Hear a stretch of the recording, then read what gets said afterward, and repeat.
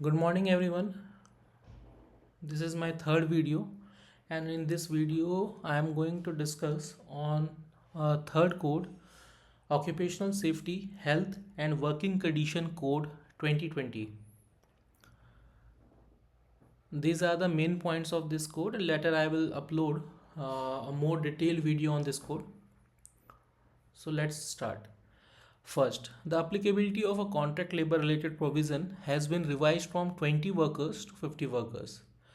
और labour licence भी क्योंकि डील करता है with this code only majorly, तो लेबर लाइसेंस के लिए जो अभी अप्लीकेशंस होंगी वो 50 या 50 से ज़्यादा वर्कर्स अगर किसी एजेंसी या कंपनी में है तो उन्हें ही सिर्फ लेना पड़ेगा।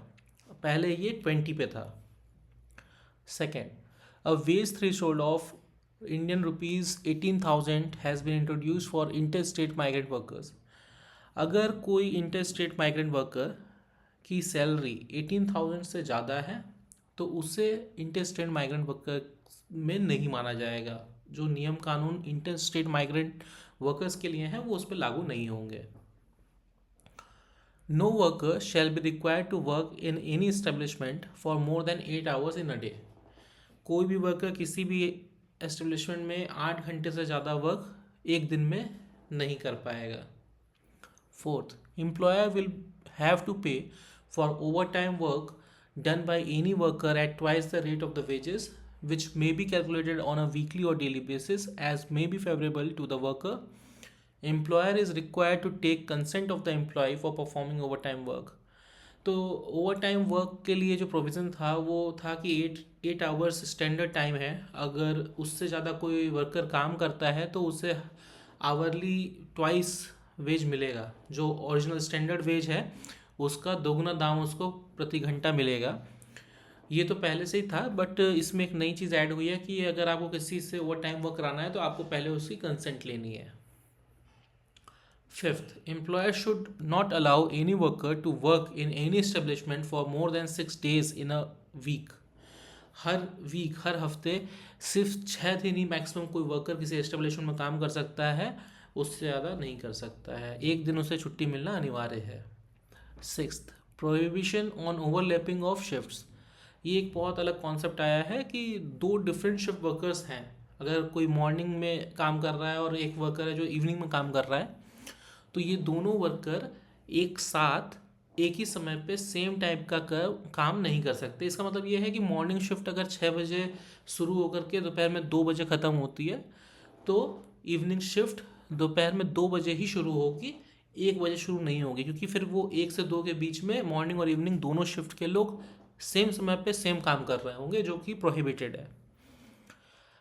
Annual leaves, employer to provide workers working at least 180 days. पहले ये 240 डेज हुआ करता था कैलेंडर ईयर में। अगर कोई वर्कर 240 डेज काम कर लिया तो उससे जो है वीक्स जो है 20 डेज पे 1 डे कैजुअल लीव मिलती थी, और ये उसको मतलब वो ले सकता था। बट अभी उसको 240 से घटा करके 180 डेज कर दिया गया है। अगर किसी वर्कर ने 1 कैलेंडर ईयर में 180 डेज काम कर लिया है तो उससे उस सारे साल की जितनी भी छुट्टियाँ आएंगी, लगभग 14-15 आएंगी, वो सभी वो ले सकता है। Up to 30 days of occurred but unavailed leaves of a worker can be carried over to the succeeding calendar year. 30 दिनों तक की छुट्टी अगर उसकी है, मान लो 2025 में, और उसने नहीं ली है, तो उसको वो कैरी फॉरवर्ड कर सकता है 2026 के लिए भी। Next, where a worker has applied for leave and refused, such worker shall be entitled to carry forward the refused leave without any limit. और अगर किसी वर्कर की कोई लीव उसने लगाया था, अप्लाई किया था, और वो रिफ्यूज़ हो गई किसी वजह से, तो ऐसी वो कितनी भी लीव्स को फॉरवर्ड कर सकता है नेक्स्ट कैलेंडर ईयर में, उसमें कोई लिमिट नहीं है। They are also entitled to encashment of any leaves occurred in excess of 30 days. अगर 30 डेज से ज़्यादा कोई लीव है उसके पास तो उसको वो इनकैश भी कर सकता है, उसको उसके बदले पैसे ले सकता है। Eighth, women shall be entitled to be employed in all establishments for all type of work including for work done between 7 p.m. and 6 p.m. subject to their consent and compliance with conditions related to safety, holidays, and working hours, and any other conditions as may be prescribed for engagement of women workers during such hours. अभी government ने क्या कर दिया है कि women's को भी अधिकार दे दिया है कि वो नाइट शिफ्ट की कोई भी जॉब कर सकती हैं 7 PM से के बाद और 6 AM के पहले की जो जॉब्स होती हैं, नाइट शिफ्ट्स होती हैं, वो भी वो कर सकती हैं ताकि उनको बढ़ावा मिले, वो ज़्यादा से ज़्यादा काम कर सकें और कोई भी डिस्क्रिमिनेशन ना रहे मेल फीमेल में। बट इसमें सब्जेक्ट टू देयर कंसेंट, अगर कोई महिला ऐसा करना चाहती है तभी उससे ही करवाना है, ज़बरदस्ती कोई किसी को नहीं कर सकता है। एंड कंप्लाइंसेस होना चाहिए, सेफ्टी होनी चाहिए फीमेल्स की वर्क प्लेस पे, उसके हॉलीडेज़ जो होते हैं वो वैसे ही उसको मिलने चाहिए, वर्किंग आवर्स सही होने चाहिए, और जो कंडीशंस हैं जैसे टॉयलेट्स होने चाहिए फीमेल वर्कर्स के लिए, क्रैच होना चाहिए, ये सभी होगा तभी ये पॉसिबल है। 9th, if the employer employs 10 or more interstate migrant workers in a preceding 12 months, the employer will need to provide a lump sum journey allowance to interstate migrant workers for to and fro journey to the workers native place and to the place of the workers employment। ये एक नई चीज़ और बहुत ही अच्छी चीज़ आई है कि अगर किसी एम्प्लॉयर के अंदर में 10 या 10 से ज़्यादा माइग्रेंट वर्कर्स हैं, इंटरस्टेट माइग्रेंट वर्कर्स हैं पिछले 12 महीने के अंदर, तो उस एम्प्लॉयर को अपने जो वर्कर्स हैं, ऐसे वर्कर्स हैं, उनको जो है उनके होम प्लेस से जहाँ वो काम करते हैं वहाँ तक आने जाने का एक लंप सम किराया उनको देना पड़ेगा। ठीक है।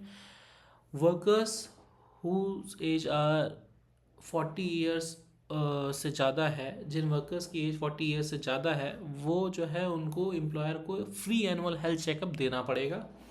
ये मैंडेटरी रूल आ गया। ये भी बहुत अच्छी चीज़ है क्योंकि वर्कर्स को डे बाय डे बहुत सारी प्रॉब्लम्स होती रहती हैं और अगर वो अर्ली पता चल जाएगी तो उसका इलाज अच्छे से हो जाएगा। तो इसमें गवर्नमेंट का बहुत बड़ा फ़ायदा है और देश का बहुत बड़ा फ़ायदा है, तो ये एक अच्छा स्टेप है। Then 11th point, penalties for contravening provisions of occupational safety health code include, maximum fine जो है वो 5 लाख रुपए है और maximum fine for contravention of any other prohibition restricting और regulating employment of women and contract labour, उसके लिए 1 लाख रुपए है जुर्माना। तो ये थे कुछ मेन पॉइंट्स इस कोड के। फिर मिलते हैं नेक्स्ट वीडियो में।